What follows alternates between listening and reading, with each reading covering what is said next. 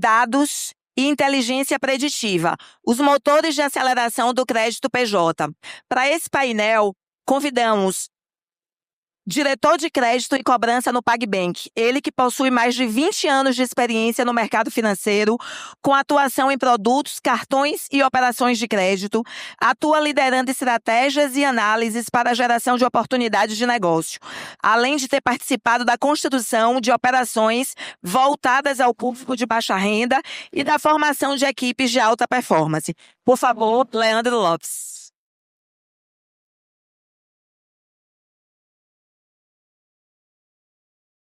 Tudo bem? Para compor também esse painel, convidamos um diretor experiente, com sólida trajetória no setor bancário, atuando em diversas áreas da indústria financeira, possui expertise em modelagem, estatística, analytics, gestão de riscos, planejamento e negócios e finanças corporativas. Diretor de crédito do C6 Bank, Jean Abraão.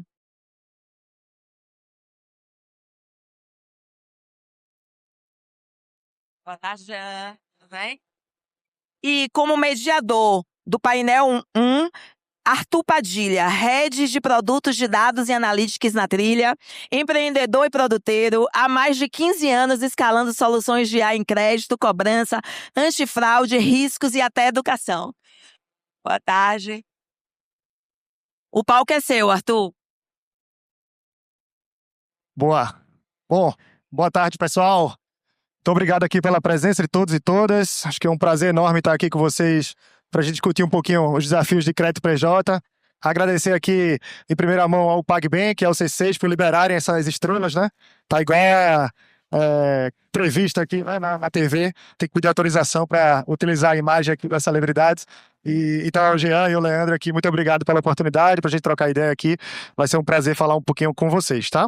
Bom, acho que o nosso objetivo aqui hoje é tentar explorar um pouco da experiência de vocês aqui em relação a esse desafio que o crédito PJ tem trazido ao longo dos últimos anos, e especialmente recentemente, com vários desafios aqui em relação a desafios de recuperação judicial, desafios em um aumento do comportamento de autofraude, desafios ali que para o crédito tem sido uma jornada maior de unificar as pessoas físicas e jurídicas em torno desse contexto, né? Então, queria a gente começar um pouquinho esse bate-papo, ouvindo um pouquinho de vocês, e fiquem à vontade aqui para trazer pontos e questionamentos em relação a como é que vocês têm visto os principais desafios hoje do crédito PJ, quais são as principais dores aqui que vocês têm enfrentados à frente aqui de operações de crédito e de cobrança na realidade de vocês. Olá, boa tarde, pessoal. Primeiro, agradecer aí pelo convite, o prazer estar aqui com essa turma. Estão ouvindo? Estão ouvindo? Tá. Bom, vamos lá. Acho que os desafios do crédito PJ são inúmeros, né? Um pouquinho. Mas eu pontuaria três principais, olhando o nosso momento atual. Acho que o primeiro deles, que é um desafio histórico e mais básico, é a assimetria de dados, né? Principalmente quando você entra em segmentos de microempresas, onde você tem um alto grau de informalidade. Então, ali, a natureza dessa operação já te traz ali um desafio de informação, né? De informação, de volatilidade, de constantes mudanças de fluxos. Então, esse eu diria que é um desafio básico, né? Que ele está sempre sendo ali mitigado através das ferramentas de crédito na evolução do tempo, mas ainda tem bastante oportunidade. Um segundo que eu vejo que acho que é um desafio bem grande da época atual é o nosso macroambiente. Então, se a gente olhar entender o que vem acontecendo aí com as taxas de juros, isso afeta diretamente quem trabalha com crédito. Então, taxas de juros no ambiente super competitivo, você não consegue transferir isso para o seu spread. Então, você acaba tendo uma redução do spread, e para quem é de crédito sabe que isso traz um impacto bastante grande. Então, você passa a ter faixas de clientes, normalmente os mais arriscados, que você perde a margem em função do custo do dinheiro, né? E obviamente, a companhia não vai aceitar você simplesmente diminuir o crédito. Então você tem que buscar alternativas para continuar gerando aprovações, principalmente no volume, onde as margens estão reduzidas. Você precisa contribuir para a empresa com crescimento de volume. E o crescimento de volume significa que você tem que aumentar a discriminação, porque você não vai operar com clusters não rentáveis. E por último, e diria que talvez o mais desafiador, é a evolução da sofisticação da fraude. Acho que a evolução da sofisticação da fraude ela tem andado mais rápido do que a capacidade dos bancos e das empresas financeiras combatê-la. Então isso eu entendo que é um tema bastante crítico e que a tecnologia tem ajudado bastante, né, para a gente trazer agilidade, mas eu acho que esses são os 3 pontos aqui que eu colocaria como os maiores desafios aqui na gestão de crédito pessoa jurídica. Boa, obrigado, Leandro. Jean. Também? Todo mundo tá ouvindo? Acho que boa tarde a todo mundo, antes de mais nada. Acho que o Leandro resumiu bem aqui, né? Acho que talvez tenha pouco ali a acrescentar o que ele falou, porque as preocupações dele são praticamente as minhas também, né? Em relação ao ambiente, particularmente uma coisa que realmente tem me preocupado bastante esse ano é o desafio macroeconômico. Acho que esse desafio sistêmico, né? Vocês têm ouvido falar amplamente aí, é divulgado nos jornais, a taxa de juros tão alta por tanto tempo, as empresas realmente estão sobrevivendo para pagar a despesa financeira quando conseguem pagar a despesa financeira, né? A gente teve, no ano passado, a gente vem aí, nos últimos anos, recorde sobre recorde de empresa em RJ, né? O ano passado, particularmente, foi um recorde histórico em RJ. Muito desafiador para as empresas e muito desafiador para os bancos para tentar separar o joio do trigo, muito embora muitas vezes, né, o joio não necessariamente é um cliente mal intencionado, ele foi pego nessa situação macroeconômica e não conseguiu segurar, né? Então o desafio sistêmico, né, eu acho que particularmente é muito desafiador. Eu acho que a gente ainda, sem querer ser muito pessimista, eu acho que a gente ainda não está no pico. Eu acho que esse ano ainda pode dar um respiro por ser um ano eleitoral, a tendência de ter investimento do governo para acelerar a economia é muito grande. É natural que isso aconteça em anos eleitorais. Eu tenho um pouco mais de medo em 2027. Talvez a conta venha mais forte ali em 2027, né? Isso é mais do ponto de vista, vamos dizer, então sistêmico, né? Acho que do ponto de vista mais tático, né, é muito parecido ali com o que o Leandro falou. A gente tem desafios distintos para segmentos, para portes distintos, né? Você pega, o C6 atua em todo ali o espectro, né, de tamanho de empresas, né? Mas se você pegar particularmente começando ali do varejo, a gente considera varejo ali empresa que fatura até uns 30, 50 milhões ano, mas tipicamente empresa até 2, 3 milhões anos, que é o varejão mesmo, o PJ que a gente chama, né?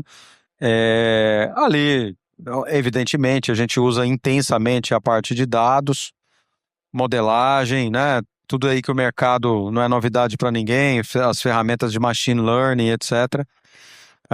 Tem um desafio ali nesse sentido, né? Acho que todas as instituições lidam com isso, né? Porque é um desafio de processo e de modelagem. Indo mais para o segmento middle, empresa ali entre 50 e 400 milhões anos, né? Que eu considero middle, o centro de gravidade ali, uns 150 milhões anos para essas empresas. A gente tem um desafio de dados muito grande e tem um desafio de produtividade, né, bastante grande, porque você tem um excesso de demanda, você não consegue crescer a equipe indefinidamente com o número de propostas que entram, você precisa achar meios para pegar os dados. Tem empresa que tem dados públicos, né? Tem empresas que têm dados, não têm dados, tantos dados públicos, né, que não são de capital aberto. Então, essas ferramentas, a gente vai falar um pouco mais adiante, aí de AI, etc., que estão surgindo, ajuda muito na eficiência operacional das equipes, né? Coisas que as equipes poderiam levar ali 2, 3 pareceres, desovar 2, 3 pareceres de análise em uma semana, um pouco menos que isso, a gente consegue alavancar isso bastante. Então, acho que são os dois desafios ali distintos, né? Que a gente enfrenta aí no mercado como um todo. Boa, excelente. E é um pouco do que a gente tem visto também aqui enquanto Trilha e B3, né? A oportunidade de usar outros tipos de dados para descrever o comportamento, né? A saúde financeira das empresas e até descaracterizar a pessoa física e jurídica, principalmente ali no tier, né, do PJ, como o Jean bem comentou, né? Leandro, olhando um pouquinho para esse uso de diversos tipos de dados aqui na composição da estratégia, né? Naturalmente o PagBank tem a oportunidade de contar ali com a operação de adquirência, né? E ter acesso ali a dados transacionais, um comportamento ali do lojista muito relevante ali lá na ponta, né? E que certamente são um grande diferencial aqui para as estratégias de crédito, né? Mas olhando um pouco para o panorama geral hoje do banco, como é que você tem visto a oportunidade de usar essas informações complementares para melhorar a tomada de decisão e ter mais conforto ali na análise de risco dessas operações de crédito? Legal. Padilha, eu tô lá há quase 4 anos, né? E foi minha primeira experiência ali de crédito no mundo da adquirência. Eu diria que assim que muda a vida de quem trabalha com crédito, né? Inicialmente, a gente começou a operar com os dados transacionais como dado não convencional e hoje a gente usa como um dado convencional. Então, a mudança assim drástica que acontece quando você explora bem a transação é que você sai de um cenário onde você está olhando para o passado, que normalmente é quando você olha para birôs, para mercado e etc., e você consegue ter informação real time. Você consegue saber o que aquela empresa está faturando na manhã daquele dia, né? O desafio é traduzir tudo isso em informações e numa esteira de concessão e gestão do crédito para jogar isso a seu valor, né? E a gente tem feito isso bastante no PagBank. Então, o desafio é criar leituras do que significa aquelas transações para cada um dos seus clientes. Se você aprende a fazer isso, você consegue usar aquilo tanto para conseguir fazer uma oferta melhor e para monitorar o seu cliente. Então, você consegue entender o que é uma sazonalidade, o que é um aviso de uma deterioração, você consegue estimar o fluxo de caixa dos seus clientes, né? E isso permite com que você comece a criar a hipersonalização de crédito. Então, eu acredito que o crédito já saiu há muito tempo do estágio de dizer sim ou não e quanto você vai dar de crédito para o cliente. Se você acerta o crédito no momento certo, no canal certo, interage com o seu cliente e essas transações da adquirência permite a gente fazer isso, se você extrair valor, é o que você entra no crédito contextualizado. Então o cliente ele vê inclusive a oferta de uma outra forma, é diferente, que eu acredito. O cliente vê uma oferta de um pré-aprovado de um limite específico e ele vê uma interação onde ele percebe que você entende que naquele momento ele precisa daquela operação, ele precisa daquele produto, faz mais sentido para ele, né? Então você entra no crédito contextualizado. Aí você tem um mar de oportunidades. Eu diria que o desafio é você ter, né, dentro da sua equipe, pessoas, plataformas, ferramentas que ajudam você a transformar tudo isso em informação para tomada de decisão. Então, assim, o tradicional, ele ainda faz muito sentido para a gente, né, traz muito valor, a informação de birô, principalmente quando você conhece menos o cliente, mas o que ele está fazendo no dia a dia já diz muito, independente se ele está consumindo crédito ou não, e tem ajudado muito a gente a evoluir numa melhor oferta de crédito para os nossos clientes. Muito bom. É uma forma de ver aqui o banco como um parceiro, né? Não como apenas um vendedor ali de oferta de crédito, né? E sim como alguém que está entendendo o seu momento de vida ali, né? Da PJ e como melhor adequar um produto de crédito ali para a sua situação, né? Seja de necessidade imediata ou seja de algo de investimentos mais de longo prazo ali para a evolução dessa PJ. Muito bom. Obrigado, Leandro. Jean, olhando aqui um pouquinho para o que você descreveu como middle market, né? Esse universo ali de empresas, salvo engano, entre 50 milhões e 400 milhões, né, que você comentou. Nesse processo existe um desafio operacional muito grande de você lidar, né, com vários documentos ali de manuseio de balanços, DRS e etc, para chegar nesse nível de conhecimento e de hiperpersonalização que o Leandro comentou, né? No caso dele, um dado mais massificado ali de transações e tudo mais, né, de adquirência, e no caso de vocês aqui, provavelmente muito de comprovantes, muito outro tipo de documento não estruturado para chegar a essa inteligência, né? Então, como é que vocês têm lidado com a inclusão desses outros tipos de dados aqui nesse tipo de análise, de modo a ter um processo operacional também mais fluido e uma tomada de decisão um pouco mais ágil aqui nesse processo? Realmente, isso pega o gancho que eu falei ali anteriormente, né? Aqui nesse caso, realmente as ferramentas que já tinham, né? e começam a surgir cada vez mais poderosas, né, de IA. O uso disso, pessoal, eu acho que na minha opinião, é fundamental para a alavancagem operacional, né? Vamos pegar um exemplo de uma análise fundamentalista que é feita com uma empresa grande, né? Sendo ela listada ou não. É infernal você recolher toda a documentação que tem na internet, baixar PDFs, etc., documentação. É o que você falou, muitas vezes a empresa manda os balanços, manda informação de uma maneira não estruturada. Muitas vezes manda isso por e-mail, né? Quer dizer, você recebe um monte de coisa desestruturada por canais totalmente distintos. Você tem que ter uma equipe, primeiro para fazer o checklist do que está recebendo. Você tinha que ter uma equipe assim, né? Análise tradicional, né? Faz o checklist, vê exatamente se entrou tudo, aí tem informação de Bacen, Serasa, etc. Aí tem uma pessoa que organiza tudo aquilo de uma forma palatável, envia aquilo para o analista, que vai fazer a análise, o analista pode achar que faltou alguma coisa, etc., manda de volta, e é infernal, né? E aí a produtividade, vamos pensar nisso também, apesar de você ter muito conhecimento e inteligência investido nisso, olhando isso como uma linha de fábrica, a produtividade fica extremamente comprometida, né? A pessoa faz 2, 3 pareceres por semana, né? Dessa maneira. O que a gente tem investido lá no banco é principalmente usar essas ferramentas de IA para poder abreviar ou melhorar todo esse processo. E ela faz isso muito bem. Ela faz análise muito bem também. E análise aqui, pessoal, também eu vou falar um pouquinho mais adiante, mas não é necessariamente para substituir o analista, mas é para dar insight ali para ele, para ajudar, né, dar insight. Mas essa parte operacional dela entrar nos lugares, manipular site, buscar informação, receber, consolidar e fazer as coisas de maneira homogênea é impressionante. A gente estava falando ali do lado agora há pouco, né? Estou particularmente impressionado, né, com o Claude, vocês devem ter ouvido falar aí, né, tenho usado bastante, eu pessoalmente tenho usado bastante, aliás, eu recomendo, independente do nível de senioridade, né, inclusive o executivo, eu acho que tinha que conhecer essa ferramenta, é fundamental, né, não há barreira técnica para se conhecer essa ferramenta mais, você fala com ela de uma linguagem em linguagem natural, né, não é linguagem mais de programação. E você cria ali, não só ela, tem o Codex da OpenAI, tem o Gemini, enfim, qualquer uma dessas ferramentas de IA é fundamental para você ganhar eficiência operacional, né? Acho que hoje não é muito mais admissível você trabalhar como antigamente. Eu estou falando de 2 anos atrás, né? 1 ano e meio atrás, né? Que até então, assim, agora a gente tem mudado isso, a mentalidade completamente, né? Quem acha que não tiver essa mentalidade já está para trás, né? Acho que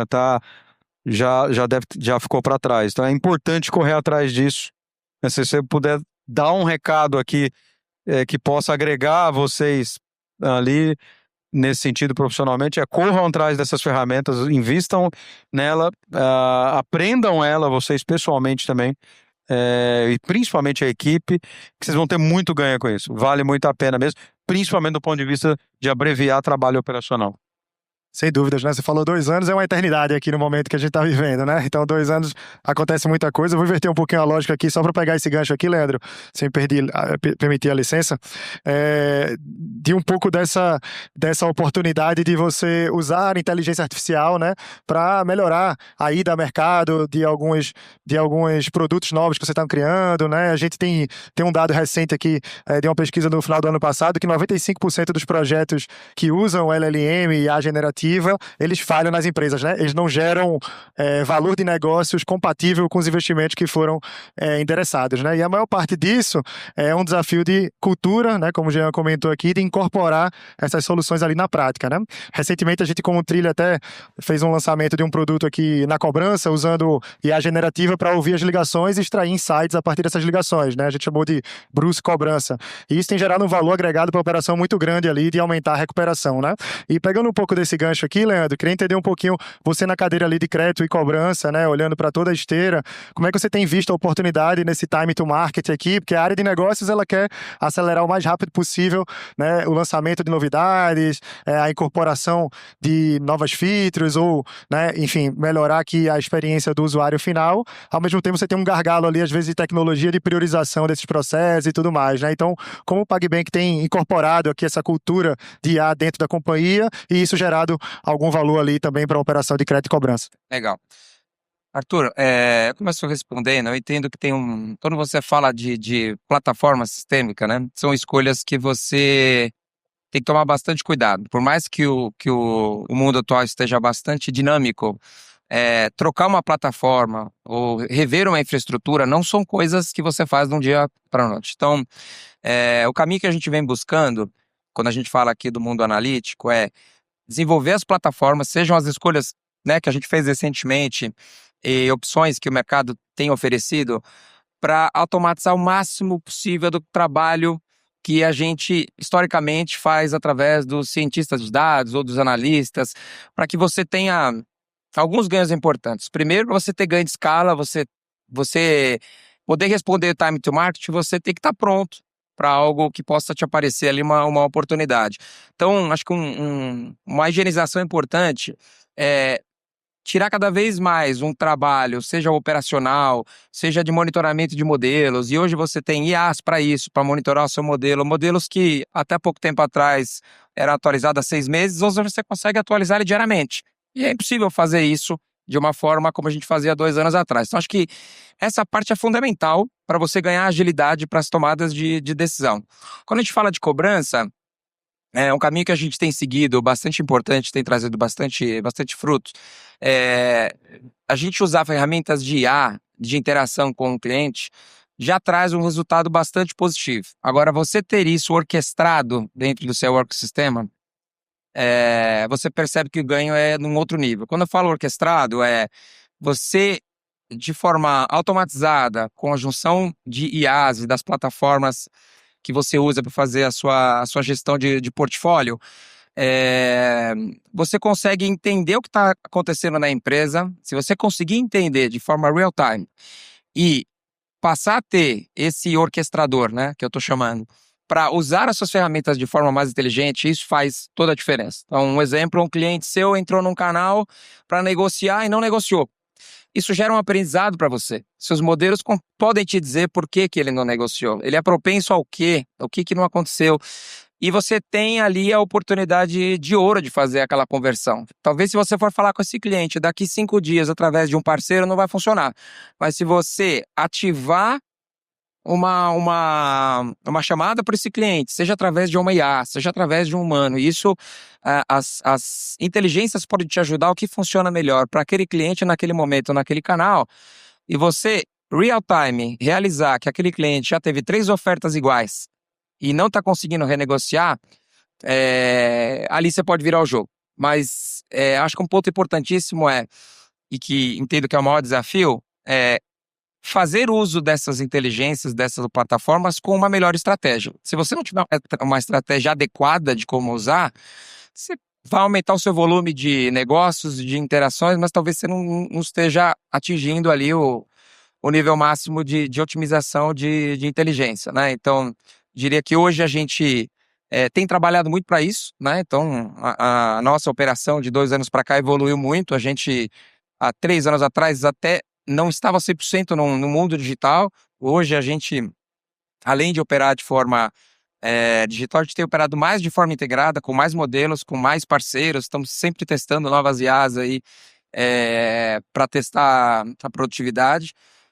Mas sempre tem um time olhando para a estratégia, entendendo se você está no caminho certo, que a chance de você se perder é muito grande, à medida que você vai querendo orquestrar tudo o que está acontecendo o tempo todo em real time e ter respostas rápidas, né? Então, isso eu diria que é o grande desafio. Boa, bacana. Não, e acho que o momento, né, ideal para fazer a melhor oferta, a melhor interação é a chave do negócio, né? A gente também tem tido bons resultados ali com a contra-oferta, né? Na hora da ligação ali, você ter ali algum insumo de contra-oferta que é feito e usar esse insumo cada vez mais em tempo real ajuda, né, a ter um resultado melhor ali na cobrança, né? Só de você ouvir a pessoa, você ouvir a mensagem que está sendo passada, ela já se sente minimamente entendida, né? Do que você ligar 500 vezes ofertando talvez a mesma oferta. Em geral, isso pode ter muito mais resultado aqui, né? E até um detalhe curioso aqui que eu percebi recentemente, se vocês olharem, a maior parte dos aplicativos que a gente baixa hoje em dia, eles têm começado a ter um paywall logo imediato, né? Não sei se vocês já perceberam, mas a maior parte você baixa, entra no aplicativo, faz um cadastro e já tem um paywall, já tem um momento de colocar o cartão de crédito e etc. Por quê? Porque 50% dos usuários não visitam o aplicativo novamente no dia seguinte, né? Então, a oportunidade de venda ali, a oportunidade de você engajar o cliente é aquela janela ali onde ela está sentindo a dor, né? Onde ela foi abordada, seja para uma ligação de cobrança, ou seja para uma oferta, né, de um capital de giro e etc. Então, esse timing aqui, ele é segredo e, sem dúvidas, as ferramentas de IA nos ajudam a ser mais hiperpersonalizadas, mais eficientes aqui nessa jornada, né? Bom, mudando um pouquinho o contexto aqui, Jean, queria entender um pouquinho do teu lado, quando a gente olha para operações ali com garantia, né? Quando a gente fala ali de antecipação de recebíveis, duplicatas e etc, né?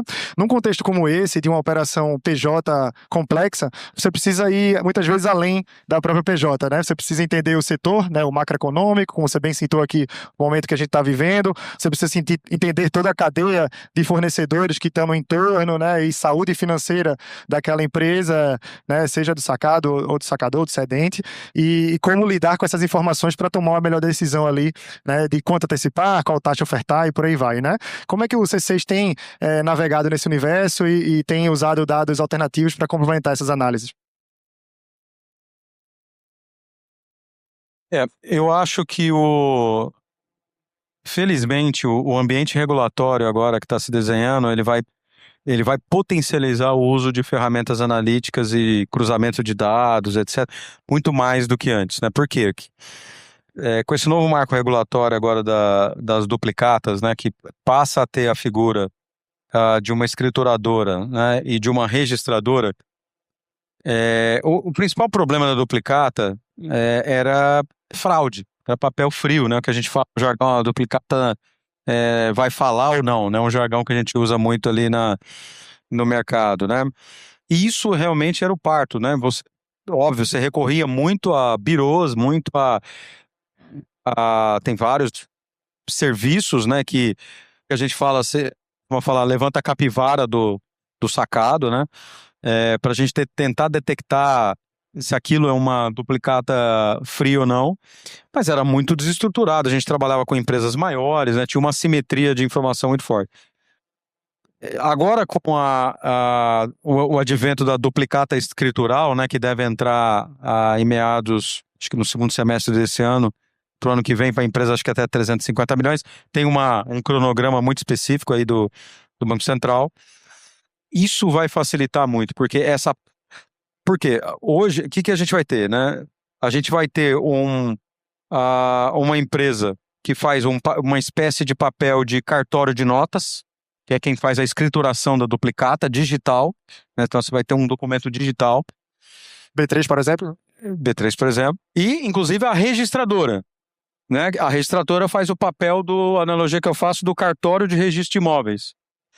Não adianta você ter só um contrato de compra e venda de um imóvel no cartório, você precisa registrar o imóvel num cartório de registro de imóveis para aquilo ter fé pública e ser público que aquele imóvel te pertence ou está alienado para você deu em garantia e está alienado para o Banco Itaú, para o C6 ou para quem quer que seja, né?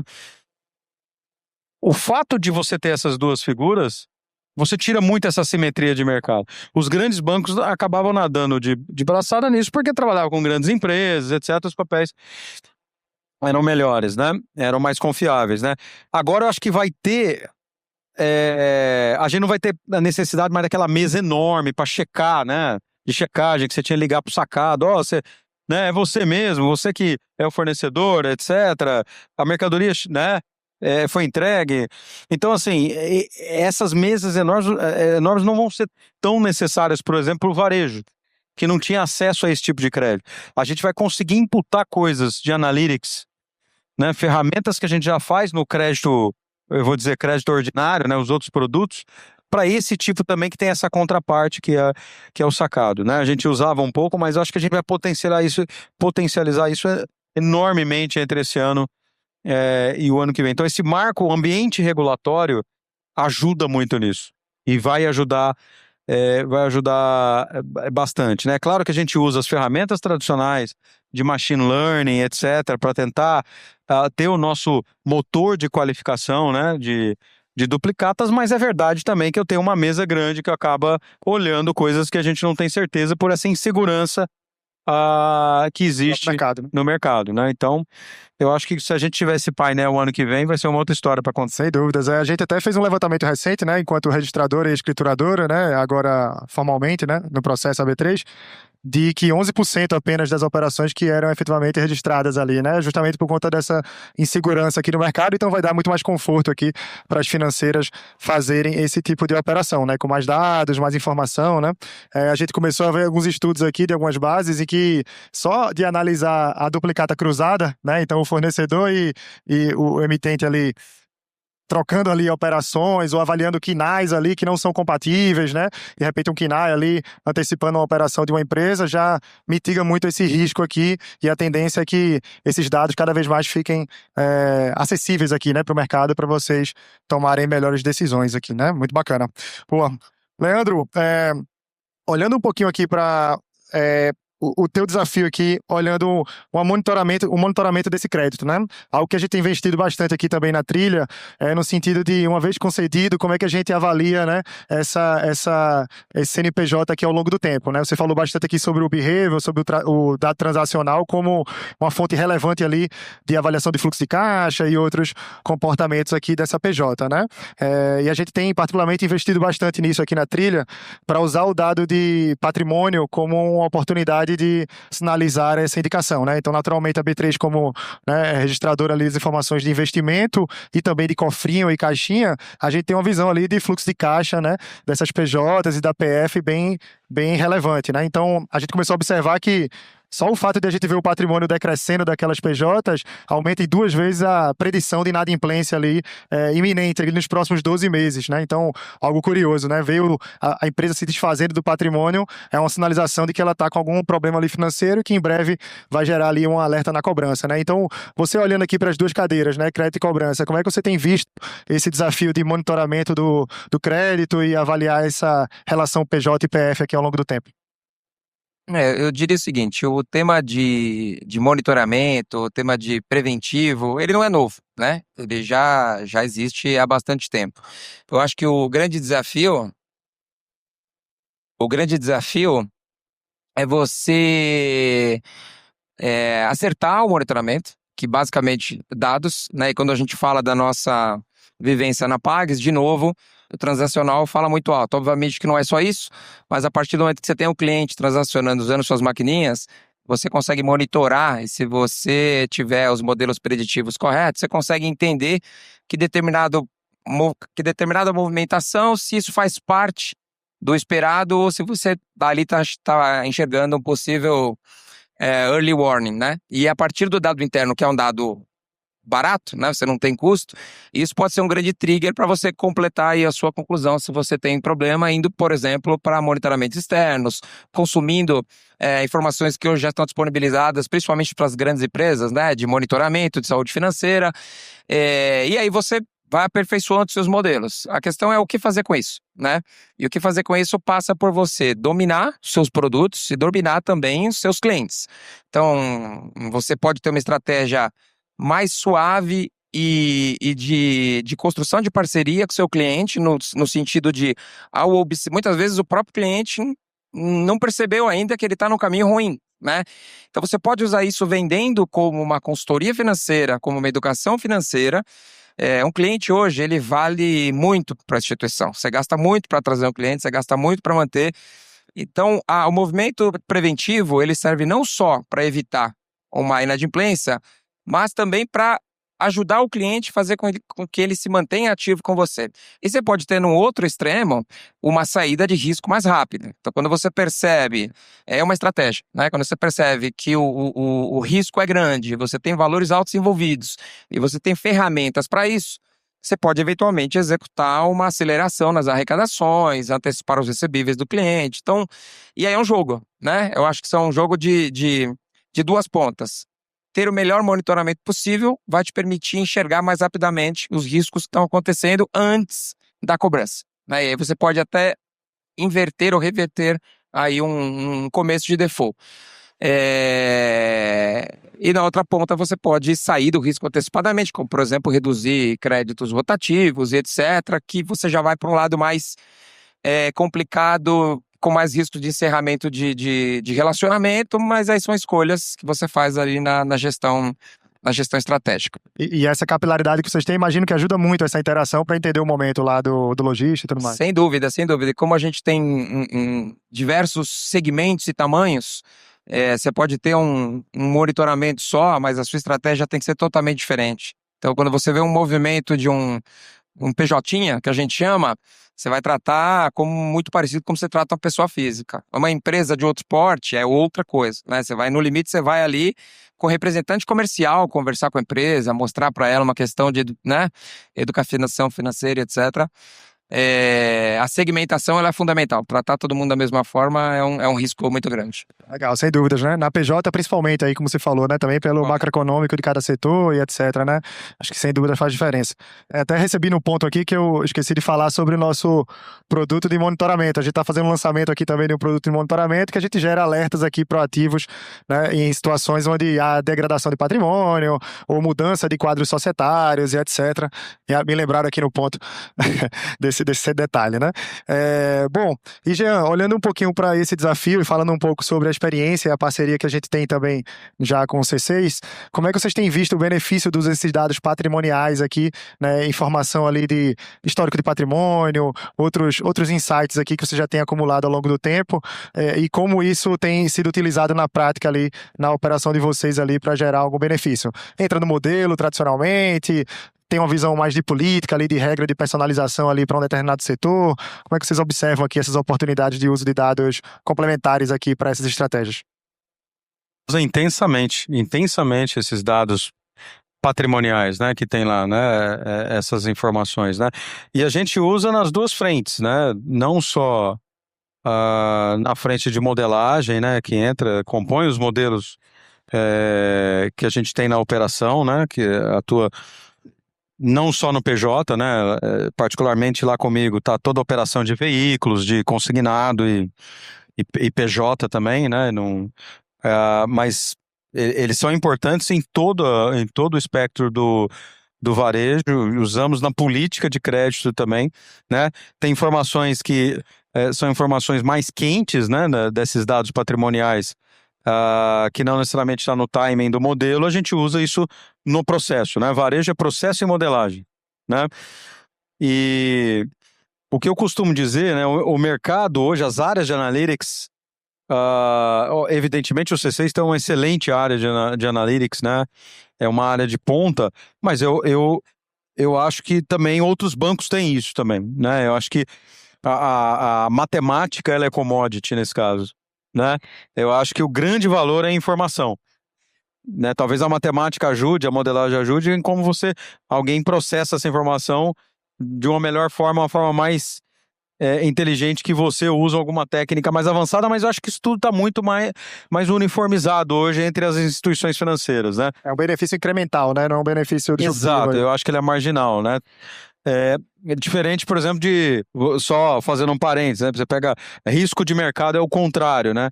Então a informação é commodity, né? Você vai no terminal Bloomberg, você baixa todas as informações de preço, só que você construiu um modelo que acha uma arbitragem numa superfície de volatilidade, isso é que faz a diferença. Aqui não, né? No crédito, acho que a matemática, a modelagem ela é mais commodity, agora a informação, ela é um produto não é o dado, é a informação. A informação é diferente do dado, né? O dado é bruto, a informação é como é que você modifica esse dado e transforma isso em alguma coisa útil através do modelo ou através da política de crédito. A gente usa isso intensamente, né? Não só as informações de birôs tradicionais, mas tem informações de patrimônio ali não tradicionais que a gente usa bastante e realmente sem ela ia fazer muita falta mesmo, né?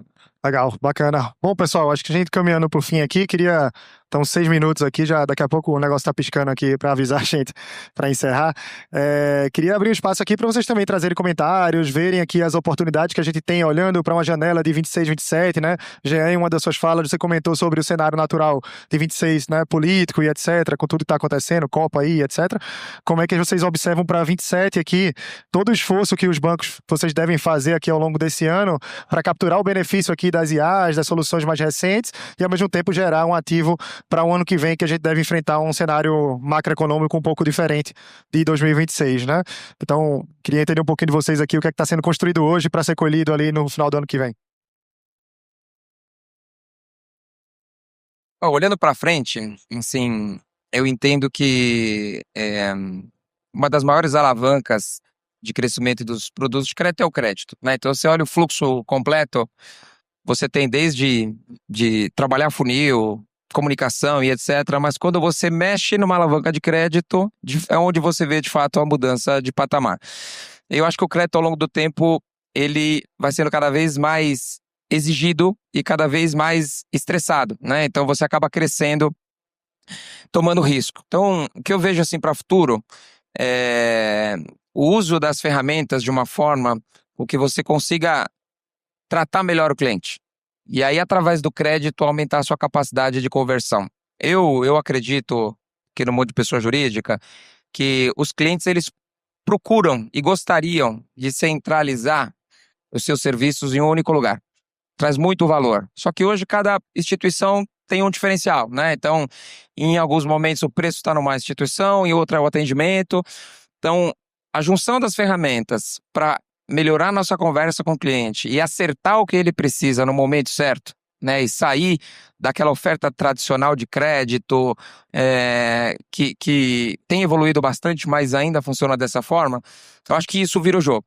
Então, no fundo, eu entendo que a maneira de usar a tecnologia para ganhar as centralidades do cliente, principalmente para os bancos que são mais completos, né? Que tem de todos os tipos de serviço e produto, vira o jogo no crédito, onde eu acho que você consegue aumentar a conversão e aumentar a conversão com qualidade, porque quem procura um melhor atendimento, um melhor serviço, unificado em todo lugar, não é o cliente que está procurando eventualmente preço ou está super necessitado de crédito. Então, eu acho que você consegue fazer mais sem alavancar a barreira do risco e estressar o seu apetite. Só que isso, o segredo é como é que eu faço através das ferramentas uma melhor conversa dentro do ecossistema. Eu acho que se você ganha o cliente, você ganha ali todo o ecossistema dele junto. Potencialmente até ajudando em outros desafios, né? Como gestão financeira, né? Só no seu caso aqui, PJinhas e etc., que devem ter outros tipos de dores além do crédito, né? Que são relevantes e ajudam nessa principalidade. Bom ponto. Bom, Jean, queria te ouvir também um pouquinho. É uma coisa bastante interessante, que assim, ao longo aí dos meus, sei lá, mais de 25 anos de experiência em crédito, né? Passei por várias casas aí, super escolas excepcionais de crédito aí, né? Passei por Itaú, Safra, BMG, enfim, estou no C6 agora.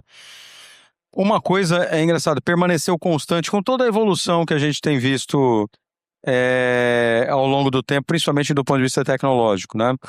O crédito ele precisa ter um propósito. Se o crédito não tiver um propósito, o cliente vai te dar pau.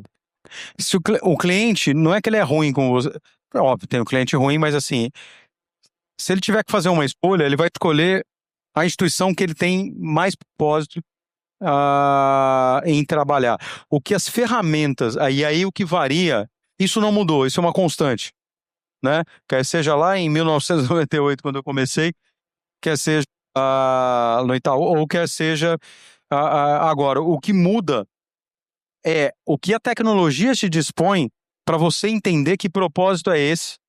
E quem mais rápido entender isso, usando ferramentas, né? As ferramentas, seja até então a gente usava modelagem tradicional, né? Começamos lá com as regressões, fomos para toda a parte de machine learning, né? Essas evoluções agora com as LLMs, as IAs interagindo diretamente eventualmente com o cliente, elas nos alavancam esse nosso entendimento do propósito do cliente. Acho que quem souber se aproveitar da tecnologia para poder alavancar esse antigo conceito, pelo menos para nós tem sido uma experiência de muito sucesso lá, né? É uma coisa que perpassa aí o tempo, é uma coisa muito fundamental, né? Então eu acho que cada vez mais a gente tem que investir nisso, né? Em ferramentas que façam a gente ter essa interação, entender o propósito do cliente e dar esse propósito que ele quer.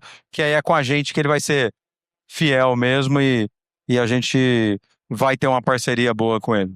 Excelente. Muito obrigado aqui pela mensagem. Acho que com essa mensagem aqui bacana aqui de centralidade também nas pessoas jurídicas e físicas, entendendo o momento de vida das pessoas por trás desses negócios, né? E também a saúde desses negócios, que a gente vai conquistar aqui o mercado e gerar oportunidades de crédito, de negócios aqui para essas empresas com mais qualidade. Agradecer bastante aqui, Leandro e Jean, pela disponibilidade. Foi um prazer aqui bater esse papo aqui com vocês e vamos em frente aqui, que tem muita coisa para a gente construir aqui em 26. Legal, eu que agradeço o convite mais uma vez, foi um prazer aí dividir o palco com vocês. Agradeço o convite, obrigado aí pela oportunidade, obrigado aí por escutarem também e tenham uma boa tarde aí para todo mundo. Obrigado, pessoal. Um abraço.